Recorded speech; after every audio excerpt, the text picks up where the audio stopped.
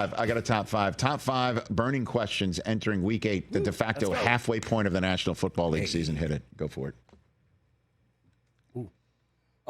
Mike Delta. High five. 1, 2, 3, 4, 5. Rich's top 5. All right, here we go. My top five. Top 5 burning questions entering week 8, the de facto halfway point of the National Football League season. Number 5 on this list, with him returning from an injured reserve stint for yet another concussion. How many times will Tua have us holding our breath? That's number 5 on this list. I think it's kind of self-explanatory.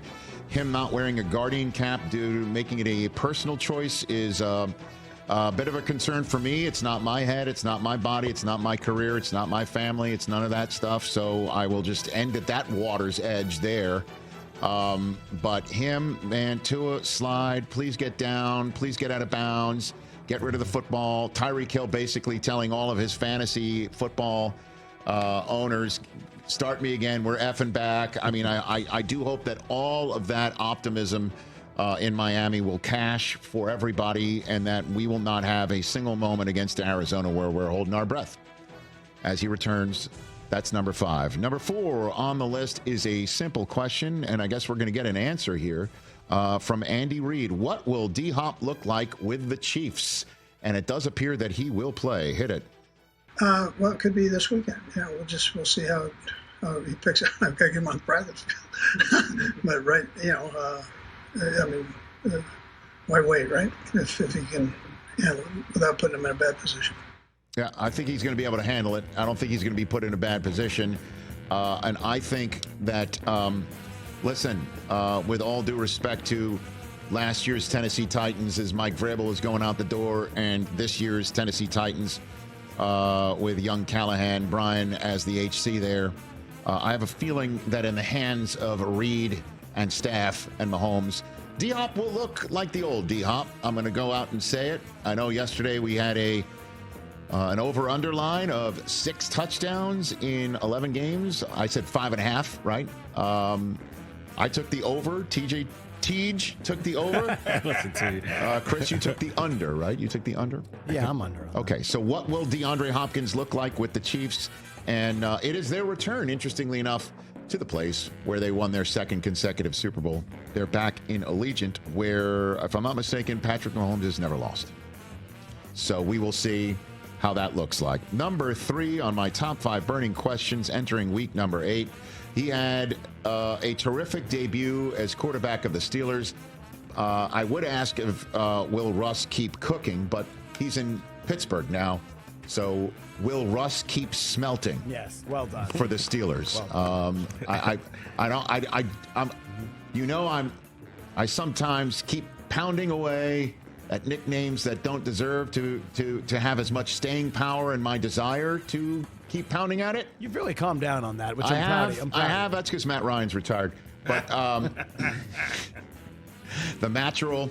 We'll see if Matt Stafford will take it back. All right, I'm going to drop it. But I would love to have let Russ smelt trend. I don't know if the word smelt will ever trend anywhere, but will he keep smelting?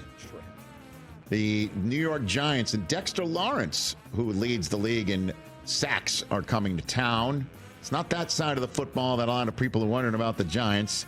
But will Russ keep smelting in week number 3? That's the Monday Nighter, as the Steelers have yet another standalone nationally televised contest under the lights. Number 2, burning question, entering week 8. And I was kind of iffy on talking about them because they're a 2-5 team, and why talk about a 2-5 team? But when it is Aaron Rodgers and the Jets and Devontae Adams apparently showing up and seeing a lack of urgency in New York that caused him to give a paint peeler of a speech, apparently, that Aaron Rodgers said one of the best locker room speeches he's heard in 20 years, and it's a Patriots team that can really stick it to him. What happens with the Jets season on the line? Because it is, kids. Because it is. Because after this game, for the 40-year-old Rodgers, you got to say, because if he's apparently dealing with a hamstring injury, and this hurts and that hurts, and this is aching and that's aching, and it's getting tougher for him to bounce back, guess what the Jets have entering week 9? A short week. with the Texans coming to town to kick off Week 9 1 week from tonight. So Jet season's on the line. This is as must-win as it gets because 2-6 with the Texans coming in is adios, muchacho. And it would also give life to a Patriots team that's in desperate need of it after Gerard Mayo said that the team was soft. That's number 2 in terms of a burning question entering week number 8. And number 1 is quite simple. It's a long one. It's a mouthful, but I'll say it. Will the Cowboys finally get over the 49ers hump or set up another epic Jerry Jones radio hit? Radio hit. You have got to be smoking something over there this morning. That's it. I mean, right? Yes. 49ers hump has been the measuring stick game for the Cowboys year in and year out in the regular season, and they have just been hitting that hump and get what the lumps. I'm just sitting here. Puma? I'm just sitting here and thinking, this is the time, right? Juwan Jennings isn't practicing.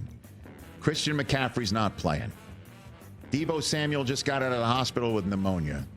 Brandon Ayuk's out for the season. This is it.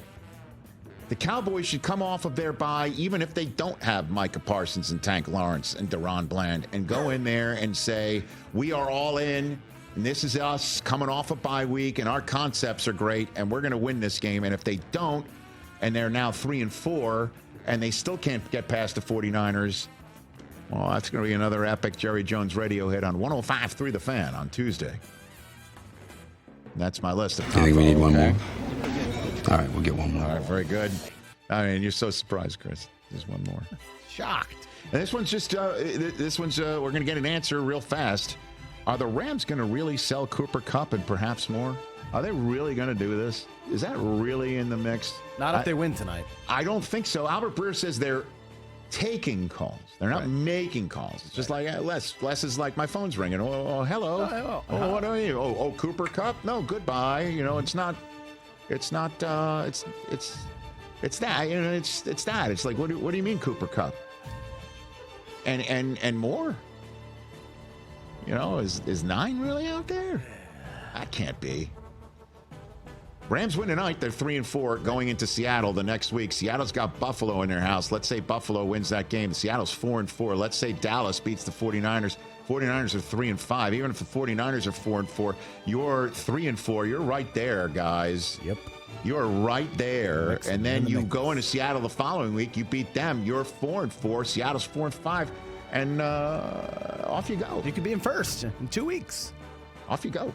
Whose house? Rams' house. Let's go. Because the Arizona Cardinals are this week at Miami. Then they're home for Chicago. Rams win these next 2.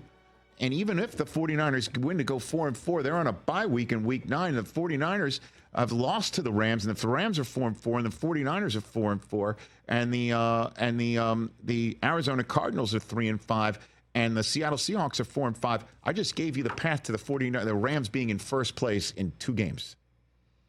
Or maybe not. Catch the Rich Eisen Show every single day on the Roku Channel, 12 to 3 Eastern, for free.